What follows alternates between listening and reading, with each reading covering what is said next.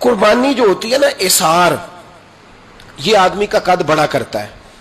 امام غزالی رحمۃ اللہ علیہ فرماتے ہیں جس بندے کا رونے کا پروگرام بن جاتا ہے نا، ساری زندگی اور روتا ہی رہتا ہے، کیونکہ حضور علیہ السلام نے فرمایا کہ اللہ بندے کے گمان کے قریب ہوتا ہے۔ تو فرمایا جس کا ارادہ بن جائے نا، یا اللہ مجھے دے، میں تیری مخلوق میں بانٹوں گا، تو اللہ اسے اتنا دیتا ہے کہ اسے بانٹنے والا بنا دیتا ہے۔ تھوڑا معیار تو بلند کرے نا سوچ کا تھوڑا معیار۔ ایک بات آپ سے عرض کرنی ہے، تھوڑی بزرگ کچھ چیزیں سمجھاتے ہیں نا جی، تو کئی دفعہ وہ باتیں سمجھ نہیں پڑتی ہیں۔ ایک درویش کے پاس کچھ دنیا دار آ گئے، دو بندے آ کے کہنے لگے بابا جی یہ جو آپ درویش لوگ علماء صوفیاء اعتراض کرتے ہیں کہ دنیا دار بڑے غلط ہیں، تو کیا ہمارے اندر کیا غلطی ہے؟ آپ ہمیں حکم کریں، ہم ایک دوسرے سے پیار کرتے ہیں تو آپ ہر وقت تنقید کرتے ہیں کہ دنیا دار ٹھیک نہیں ہوتا، مال کا حریص ٹھیک نہیں ہوتا، لالچی ٹھیک نہیں ہوتا۔ آپ بتائیں کیا مسئلہ ہے؟ درویش بھی تو دنیا داری کرتے ہیں نا، روٹی کھاتے ہیں، اچھے کپڑے پہنتے ہیں، تو ہم کرتے ہیں تو دنیا دار، اور تم کرو تو۔ سمجھ آ رہی ہے کہ نہیں آپ حضرات کو؟ اللہ تعالیٰ آپ کو جزائے خیر عطا فرمائے۔ ادھر دیکھیں ذرا، زیادہ غور کریں میری بات۔ تنقید کی، دو تاجر دنیا دار آئے، تنقید کری، کہا جناب یہ کیا بات ہوئی کہ آپ بھی روٹی کھاتے ہیں ہم بھی کھاتے ہیں، آپ بھی کپڑے پہنتے ہیں ہم بھی پہنتے ہیں، تو ہم کریں تو دنیا دار اور آپ کریں تو دین دار۔ تو حضرت صاحب فرمانے لگے چلو تجربہ نہ کرا دیں تھوڑا سا؟ میں کہا جناب کرا دو۔ یہ کچھ زیادہ سیانے بندوں کو جب تک تجربہ نہ ہو تو انہیں بات سمجھ میں بھی نہیں آتی، گفتگو سے نہیں سمجھتے، تجربات سے سمجھتے ہیں۔ پر میں تجربہ کرا دے کہ حضور کرا دے، تو حضرت صاحب نے نا ان کے ہاتھ باندھ دیے یہاں سے، لکڑی کے ساتھ نہیں، بازو ٹوٹ جائے تو باندھا کرتے ہیں، تو یہ جوڑ باندھ دیا۔ آپ کو پتا ہے کھانا کھانے کے لیے یہ جوڑ نہ ہو تو روٹی کھائی نہیں جا سکتی۔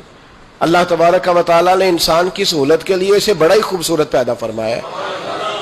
تو یہاں نا باندھ دی پھٹیاں ان کو، دونوں دنیا داروں کو، تو فرمایا جی روٹی کھائیں، آپ کا امتحان ہونے لگا ہے۔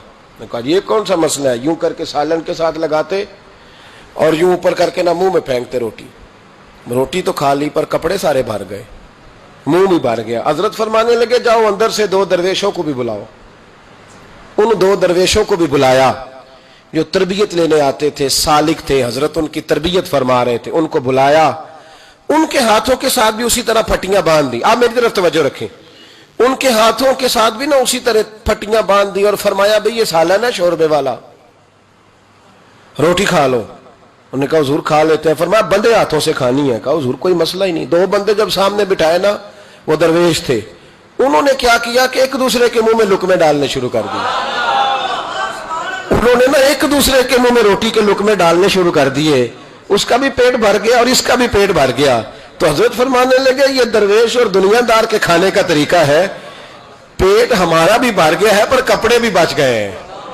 پیٹ تمہارا بھی بھرا ہے پر کپڑے بچے بے قدرہ کچھ قدر نہ جاتی، کیتی خوب تسلی ہوں اے دنیا دار پجاری زردے کتیاں دے گل ٹلی۔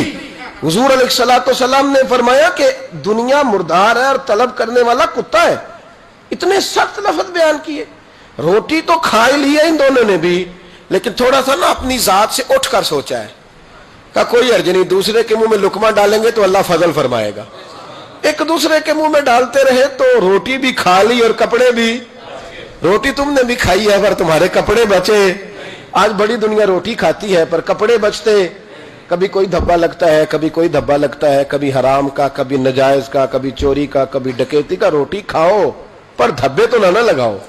دامان توکل کی یہ خوبی ہے کہ اس پر پیوند لگے ہوتے پر دھبے نہیں ہوتے۔ بھائی جب آپ دوسرے کے منہ میں لقمہ ڈالنے کا پروگرام بناتے ہیں تو پیٹ تو اللہ بھاری دیتا ہے، پر پھر اللہ آپ کے کپڑوں کو بڑی سفیدی عطا کرتا ہے، روشنی ملتی ہے۔ مزاج نہیں رہ گیا دوسرے کے منہ میں لقمہ ڈالنے کا۔ اب تو ایسی ہوا چلی ہے کہ ہر شخص سوچتا ہے تمام شہر جلے، بس ایک میرا گھر نہ جلے، تمام شہر جلے، ادھر والے بھی مر جائیں ادھر والے بھی، اور سویرے سارے شہر پہ میرا ہی قبضہ ہو جائے۔ تو پھر تو کیا کرے گا؟ تو نے مرنا نہیں؟